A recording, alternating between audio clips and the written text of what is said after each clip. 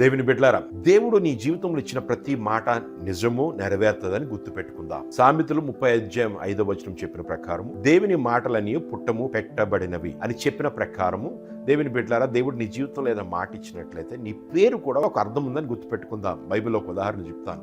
మత్తయి సువార్త 5 ఒక అతను పుట్టాడు, ఆయన పేరు మెతూషెల. ఆయన పేరుకి అర్థం ఏంటంటే ఆయన మరణము లోకము అంతమని. ఆయన 187 సంవత్సరాలు జన్మించిన తర్వాత ఒక కుమారుడు కలుగుతాడు, లామెక్ అని. లామెక్ 182 సంవత్సరాలు జన్మించిన తర్వాత నోవా వస్తాడు. నోవా సంవత్సరాలు ఈ లోకంలో ఉన్నప్పుడు అప్పుడు దేవుడు అంతం తీసుకొస్తాడు. ఇవి అన్ని సంఖ్యలు లెక్క పెట్టుకున్నట్లయితే 187, 182, 600 లెక్క పెట్టుకున్నట్లయితే 969 చూస్తున్నాం. అంటే మెతూషెల ఏ రోజైతే కనుమూసాడో ఆ రోజే భూమి అంతము అవ్విందని చూస్తున్నాం. దేవుని బిడ్డలారా, నీ జీవితంలో దేవుడు పలికిన మాట ప్రతిదీ నెరవేరుతుంది గుర్తుపెట్టుకుంటూ ధైర్యంగా జీవిద్దాం. దేవుడు మిమ్మల్ని దీవించును గాక.